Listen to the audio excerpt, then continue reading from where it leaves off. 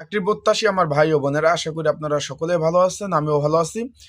সকলে অবগত আছেন যে বাংলাদেশ পুলিশ স্পেশাল ব্রাঞ্চে কিন্তু একটা নিয়োগ চলতেছে, যেটা অলরেডি আবেদন অনেকে করছেন, অনেকে করবেন।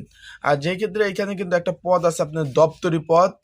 এখানে আপনারা মাধ্যমিক পাস, এসএসসি পাস, উচ্চ মাধ্যমিক, তারপর আলিম দাখিল পাশে কিন্তু ছেলে মেয়ে যারা আছেন উভয়ে আবেদন করতে পারবেন। তার মানে তাহলে আপনাদের আগে জানতে হবে যে এই পদের কি কি সুযোগ সুবিধা রয়েছে। আজকে আমি এই ভিডিওর মাধ্যমে আপনাদের আলোচনা করব এই দপ্তরি পদের কি কি সুযোগ সুবিধা রয়েছে, শুক্র শনি বন্ধ পাবেন কিনা, রেশন পাবেন কিনা, রিটায়ার্ড ভাতা পাবেন কিনা, চাকরিটা কি আসলে সরকারি কিনা না চুক্তিভিত্তিক, তারপরে শিক্ষা চিকিৎসা ভাতা পাবেন কিনা, ঝুঁকি ভাতা পাবেন কিনা, এই সকল বিষয় অনেকে জানার অনেক কিছুই আছে। তা আজকে আমি এই ভিডিওর মাধ্যমে জানিয়ে দেব পরীক্ষা কোথায় হবে এবং আপনারা কিভাবে আবেদন করবেন, সকল বিষয়বস্তু আপনাদের জানিয়ে দেবো এই ভিডিওর মাধ্যমে। তাই ভিডিওটা আপনারা শুরু থেকে শেষ পর্যন্ত দেখবেন, ইনশাল্লাহ গুরুত্বপূর্ণ তথ্য সহকারে বিষয়বলি সকল বিষয় জানতে পারবেন।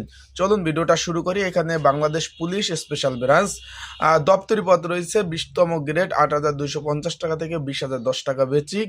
এখানে 18 থেকে 32 বছর বয়সে বিবাহিত অবিবাহিত যারা আছেন সকলে আবেদন করতে পারবেন।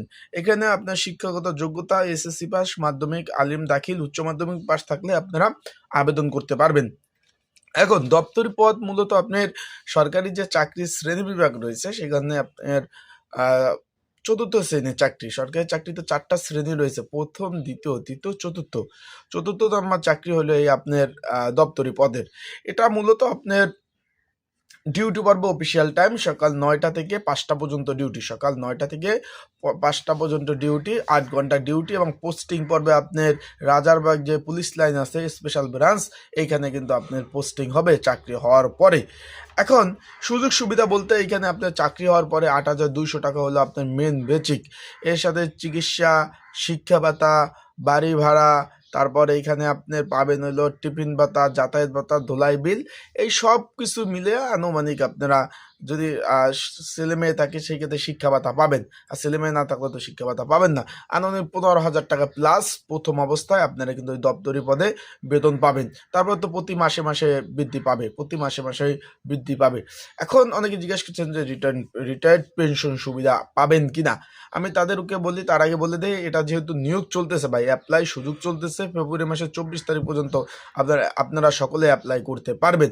তাই ঘরে বসে নির্ঝামেলা যদি অ্যাপ্লাই করতে চান, স্ক্রিনের উপরে যে হোয়াটসঅ্যাপ নাম্বার রয়েছে এই নাম্বারে আমার সাথে যোগাযোগ করতে পারেন।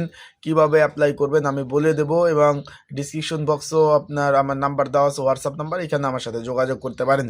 এছাড়া যারা অলরেডি অ্যাপ্লাই করছেন, পড়াশোনা ভাই, পরীক্ষা হবে ঢাকাতে, লিখিত পরীক্ষা হবে ঢাকাতে, লিখিত পরীক্ষা হবে।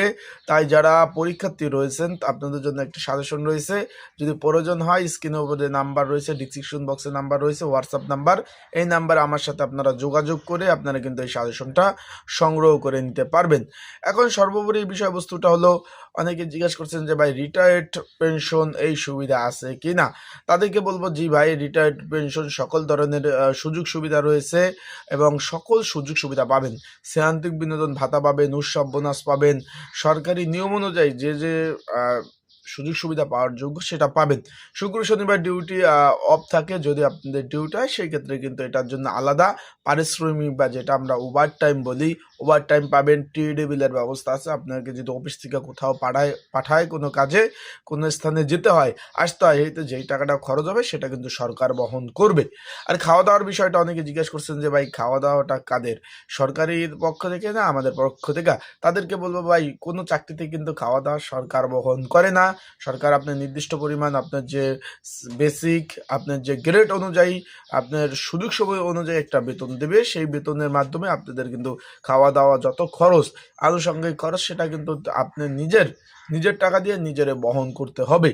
আশা করি বুঝতে পারছেন। অ্যাপ্লাইটা কিন্তু চলতেছে, আপনারা অনেকে অ্যাপ্লাই করতে চাচ্ছেন। সকল জেলা, আবারও বলে দেই, সকল জেলার সকল প্রার্থীরা অ্যাপ্লাই করতে পারবেন নির্ঝামেলায়, ত্রুটিমুক্ত।